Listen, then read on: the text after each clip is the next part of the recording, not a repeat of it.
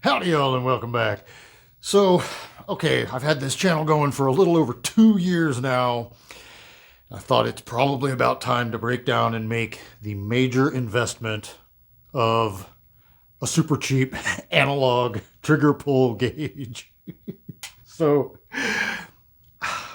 I'm not super hung up on the metrics of like exactly what a trigger pull is on any given gun. It's like I care more about the quality of the trigger pull. Is it crisp and clean? Does it break consistently? And but then again, I am sort of curious sometimes, and I do have a gun channel, and I cannot believe it took me this long. It's like 25 bucks or whatever. So here we are. I finally made the leap and I didn't get the digital one because I don't care that much. I'm a pretty analog guy. If you watch the channel regularly, you know that. So here we are with a little bit of just very brief experimenting off camera. I have discovered that it does make a pretty significant difference where you place the little lever there on the trigger. So we've got the 43X here, and we are safe and clear. But just to kind of show you, when I just naturally go to pull a trigger, my finger is down at the bottom right there, like that, right? So it's not up high at the top. It tends to go kind of, especially on a handgun, towards the bottom, and that's where it is going to feel the lightest because that's how levers work. So I am going to attempt to get this little slippery, rubbery bastard as low onto each trigger as possible. Some triggers don't want to cooperate entirely, and it may end up kind of being more in the middle, but I'm going to try to get each one down low. So today we're just going to do the handguns because I don't want to make like a 45-minute long nothing fancy video here or anything like that. But these are, and it's not all of my handguns, but it's like a good handful of them. And I will have a separate video when I get my 19 slide back. I have an Apex trigger on the way for it, so we'll do a little comparison of the Overwatch Precision deal that I have in there now, and then I'll put the Apex in, and we'll do a kind of comparison of those two separate of this one. But today will be just the handguns, and then I'll do a separate long gun video. So let's take it over to the table and get a closer look. All right, let's start out with the little Colt Alamo Frontier Scout 22. This is probably the hardest trigger to gauge because the coating on here, this little gold plate, is so slippery. I cannot get the gauge to pin down at the bottom where I want it to be. It just kind of naturally wants to slide up right into the middle, which does cause it to register a little heavier than it actually pulls. But let's give it a try here. So I'm going to try to kind of hold it without pushing or helping at all. I'm just going to try to use my finger to keep it down towards the bottom third of the trigger. And we're coming in just a hair under 3. We'll just call that 3 pounds. Again, real quick.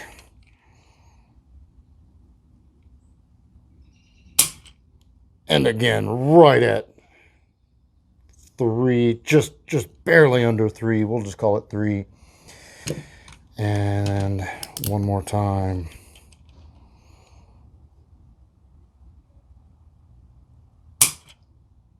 And again, right at 3.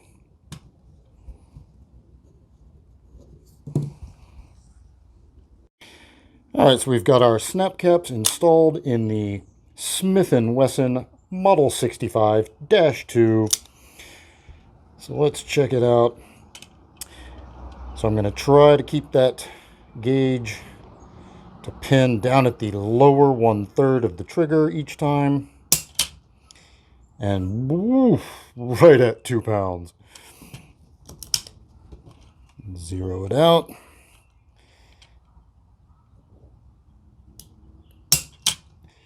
And again, right at 2 pounds. And one more time. And about 2 pounds, 2 ounces. So that is pretty consistent and wonderful. And again, we've got our snap caps in. The Smith & Wesson Model 10-5 snub nose.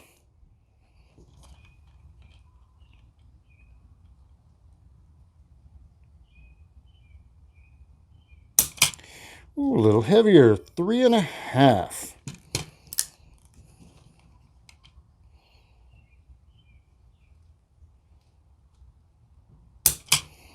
And again, right at 3.5, just a hair under 3.5. And one more time.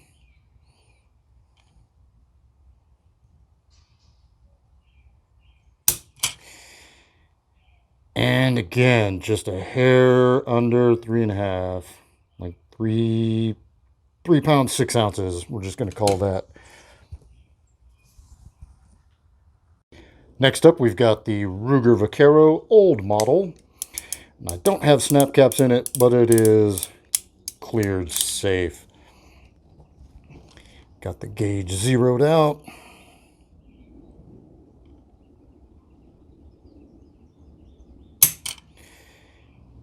Right, just right at 2.5.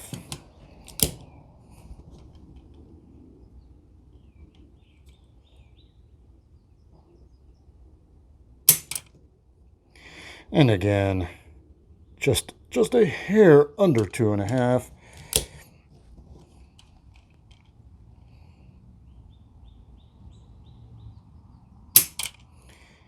And again, like 2 pounds, 6 ounces. And this is the one I've been dying to try, the Smoke Wagon. And this time we do have snap caps. Alright, so let's get the gauge zeroed out there.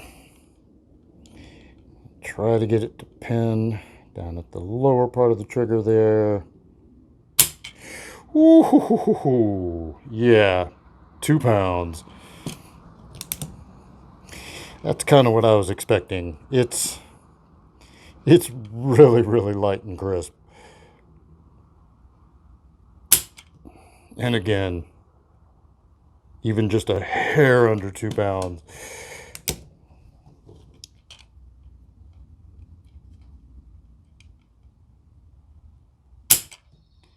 And again, just barely.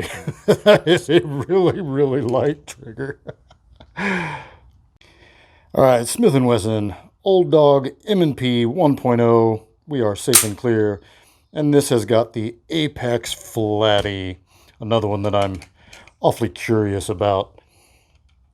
And this one should be a little easier, yeah, to get it to hold down at the very bottom of the trigger.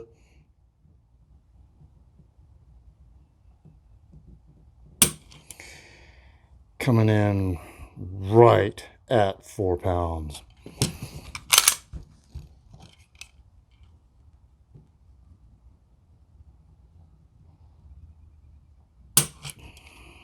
And that's more like 4.5.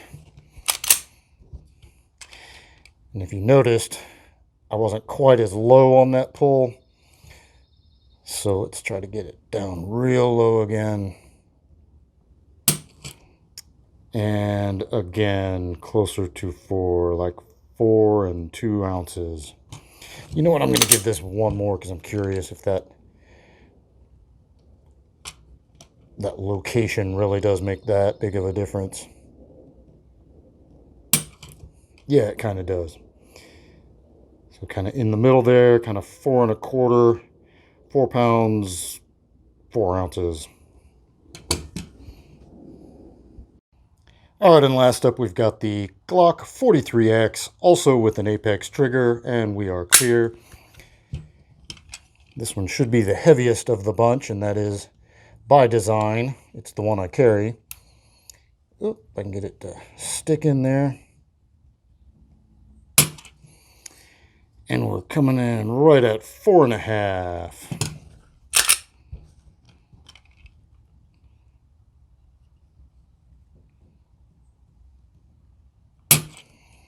And again, just a hair under 4.5.